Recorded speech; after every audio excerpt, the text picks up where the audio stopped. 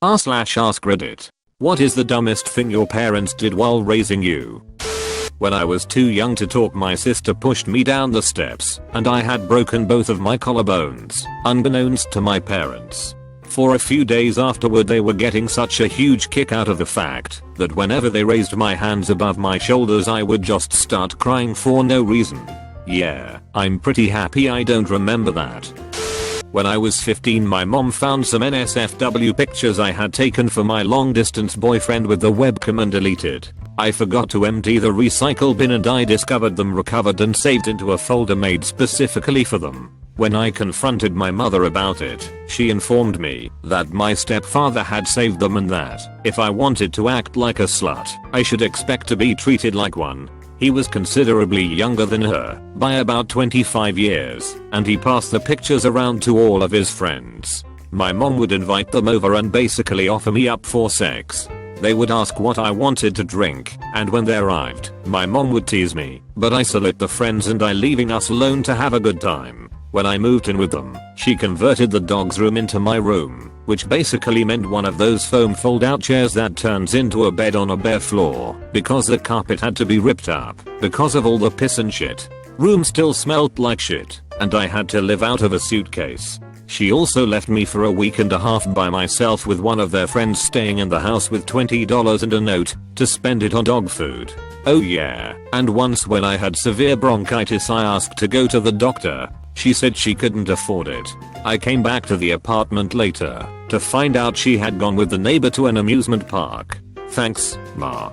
This will probably be buried, but that was exceptionally cathartic. Thanks Reddit. I'm bilingual. Growing up I spoke both English and Khmer. My family would make fun of how I spoke Khmer and ridicule me. To this day I refuse to speak Khmer to my parents, but will speak it to anyone else. Now I make fun of their English. They never gave me a key to the house. Like explicitly made a point to never give me a key, and I had to be out of the house if they were gone. So there I am, parents gone, and I can't stay in my own house. Everyone I tell this to looks at me like I'm an alien. Some might consider this smart, but I don't. Whenever I had a female friend come over or talk over the phone they would make fun of me. Even though it was lighthearted, it made me avoid having close female friends. I have still never been in a relationship. I'm 22, and I only recently had my first kiss and lost my virginity at 21. I survived cancer as a child. In retrospect, this was hard on my parents. Not the fact that I survived it, the part where they had to watch their kid go through chemotherapy. One of the drugs I got was called methotrexate. Methotrexate has some neurological side effects, particularly in children, and, in my case, it did some damage to the language centers of my brain. But my folks were too proud or too happy to put my treatment behind them to think much about that. When I was in high school I took Latin, and it was impossible for me. In hindsight I should have seen this coming. I was an exceptional student at everything, except spelling where I was a hopeless disaster. But, unwilling to face the fact that their kid might have a learning difficulty, they insisted that my difficulties in Latin were to do with my not trying, being lazy, or not caring. They berated me, punished me for failure to succeed, and kept on me, day in, day out, even over breaks and vacations, for 3 years. I had already developed a sense of pride in my academic work. I was plenty broken up about my inability to handle Latin on my own. This led me to seriously question if I was who I thought I was, what my fitness was for higher education, and what I was doing with my life. And all that before my parents piled on when I needed them, more than anything, to support me. Eventually I managed to squeak through Latin with enough of a passing grade that college wasn't out of the question, though it did a number to my GPA and put it behind me, but the damage to my relationship with my parents was done. The people who should have been my strongest advocates and best allies had cast themselves as my antagonists, and particularly unsympathetic ones at that. At college I sought out the university's learning center which gave me a full workup, and, after a lengthy consult with a neuropsychologist, determined the extent and cause of my difficulties. the load off my chest, knowing that my struggle with language wasn't because of some character flaw of mine or indicative of some greater intellectual failing, but rather an artifact of my cancer treatment, was enormous. But it also led me to understand that my parents could have done so much more to help me, that the signs had been there for anyone with a will to see, and that in their stubbornness, blindness, or pride they had sacrificed their relationship with me and nearly cost me my chance at higher education rather than admit that I might have learning issues. I'm a lot older now, married, professionally successful, and with 3 wonderful kids to boot. I have tried so very hard to forgive them, to let bygones be bygones, and realize that they surely didn't know the consequences of their refusal to consider testing me for learning issues. At the same time, I look at all that I have built, the wonderful family and amazing grandkids I gave them, and wonder how they can have thought any of that would have been worth risking for a higher grade in Latin. Pick your battles with your kids and decide how far you'll push them before you jump in. Took my brother and I out of school to homeschool us. I was in 6th grade, my brother in 5th. And then never actually schooled us. I'm now 21 with a 6th grade education and it bothers me immensely. People constantly tell me I should just go get my JED. They don't understand how much I need to catch up on. I'm pretty much hopeless when it comes to math. Whenever the subject is brought up to my mom, she gets really defensive and blames my brother and I for not showing enough interest in her lessons. Oh, you mean those 2 times you actually tried to have a study session? Ugh, don't get me started. Vanish when I turned 12. Not completely walk out, but when I turned 12 my parents divorced and both decided that their new boyfriends/girlfriends were more important than their 3 daughters. I'm the oldest. At the divorce the other 2 were 7 and 6. While my mother technically had custody of us, she was almost never home. I walked my sisters to school in the morning. Their school was on the way to mine. Luckily, I would walk to the grocery store and buy us food with the money my mom would leave on the counter when she did come home, which was almost always when we were at school. This led to us not seeing our mom for sometimes weeks at a time. This continued for 4 years. I was just old enough to cook, clean and take care of my younger siblings well enough that the only thing that appeared out of place was how exhausted I was all the time. I'm extremely fortunate my sisters only got sick a few times, and those times my mother decided she would come home. About the time I turned 16, my mother came home, and my father decided they wanted to be a part of our lives. I got my driver's license and got out of there as quickly as possible. When I did come home my mom would get tired of me. I admit I was not a nice child to her. I resent her as much now as I did then, and kick me out within a week or 2. So my last 2 years of high school were spent at friends' homes and in my car. My grades slipped, but were still all passing. I graduated just fine and was accepted to a university about an hour away. As a result of this, I have a massive dislike for children and the prospect of being put through motherhood again terrifies me. I was put through it against my will and very young. I don't speak to my mother, but my father and I have made amends and are on very good terms. Ha. Finally, my mom was absolutely bananas over dental health.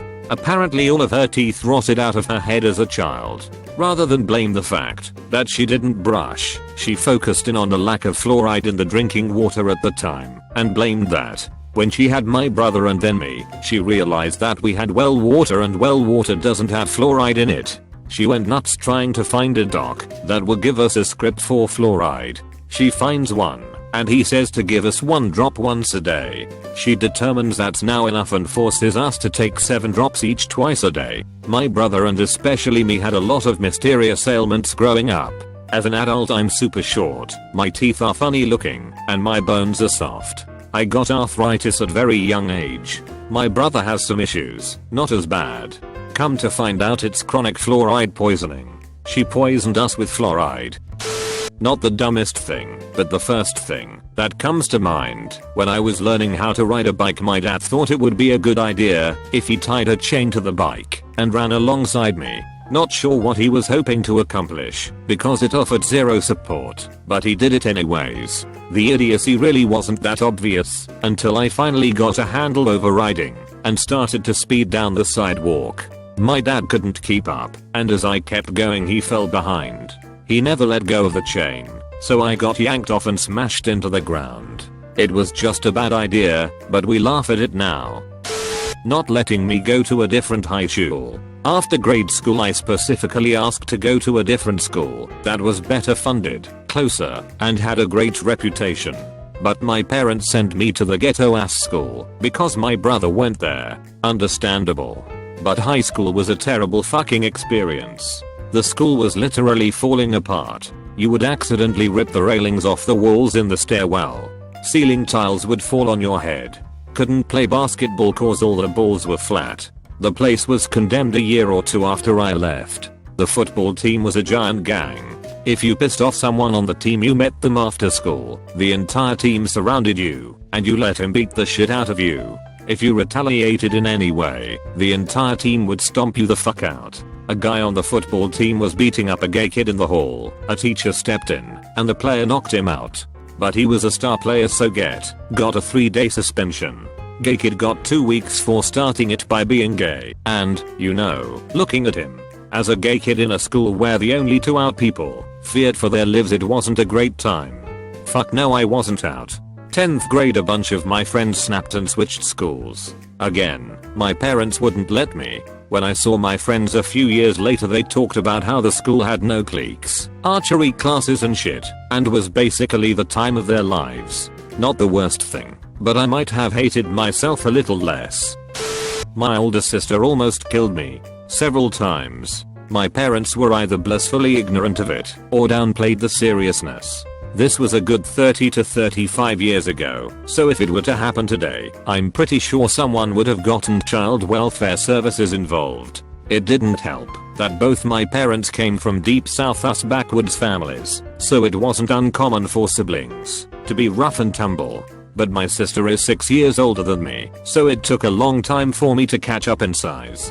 It wasn't that I didn't try to defend myself. I would hit her, and it wouldn't hurt enough to dissuade her. When I was an infant, she climbed into my crib specifically because she had chicken pox and my mother told her to stay away from me because it might kill me. It almost did. She burned me. She stabbed me. She shot me with a pellet gun. She scratched me. She slapped me. A lot. It was the burn and the stabbing that almost killed me. The burn was of the 2nd degree variety and got infected. The infection hospitalized me. Fortunately, the stabbing was just a flesh wound, but a few inches to my left, or up the chest, and we would have been talking about a pretty serious situation. On the plus side, I wasn't shareable at school. I might have been her personal punching bag, but I was her punching bag. Anyone who threatened me at school was going to get the full brunt of her 9-year homicidal wrath. When I was about 9 or 10 she smacked me for whatever reason, and when I hit her back, I knocked her down. I could see her thoughts on her stunned face. Holy shit. That actually hurt. It was the last time she laid a hand on me with malicious intent. We weren't connected through the rest of her teen years, and for many years after. I barely saw her throughout my high school and college years. Life kicked her in the ass a lot because of her choices. I don't feel sorry for her, and she eventually became a good person. We have a reasonable relationship and she's apologized a few times for how she treated me as a kid.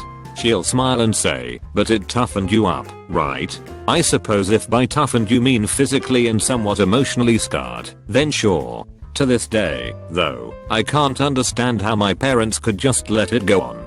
I've brought it up to my mom once or twice. She just shrugged and said that wasn't any worse than what my brothers did to each other.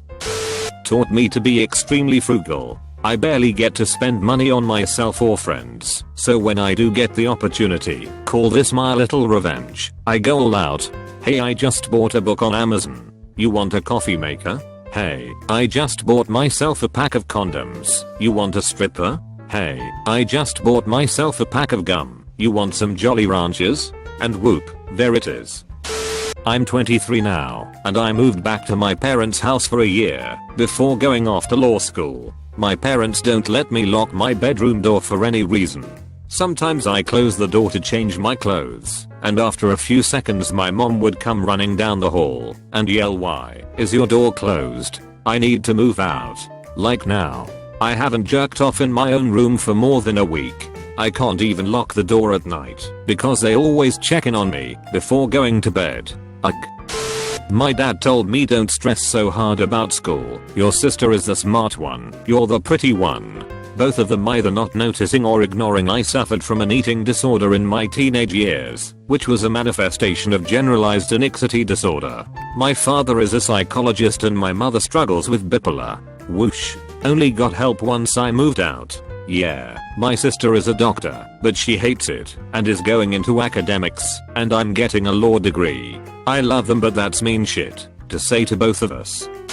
My parents didn't think I would be able to handle Bambi's mother's death when I was younger, so they recorded it to another VHS with that section edited out. The eventual confusion and feeling of deception was far more shocking. I didn't know Bambi's mother died until I was 22 and had a playful drunken argument enforcing the theory that she didn't. They thought I had lost my goddamn mind. My father truly believed that the different colored notes that students took home with them in primary school were some kind of substitute for grades. So whenever I brought home a blue note, equivalent to not doing well, rather than a green note, doing well, the next day, after bringing in a blue note, he threatened to leave me at school and would file papers to disown me as a child while I was only 8 years old. Now, being the young child I was, I started crying and walked into the classroom with tears running down my face. The other students tried to console me, and the teacher even asked me what was wrong, despite both of them thinking that I was mentally handicapped because English wasn't my first language. After telling them in broken English how my father did not want me anymore, I was sent to the principal's office and my father was called in, who of course was furious with me. The staff tried to set up some counseling program, but my father would have none of it and instead opted to take me home and beat me for telling other people about my problems. I don't know how I still have any shred of respect for that man. Thanks for watching UpGoat Reddit. Try like and subscribe button if it still works.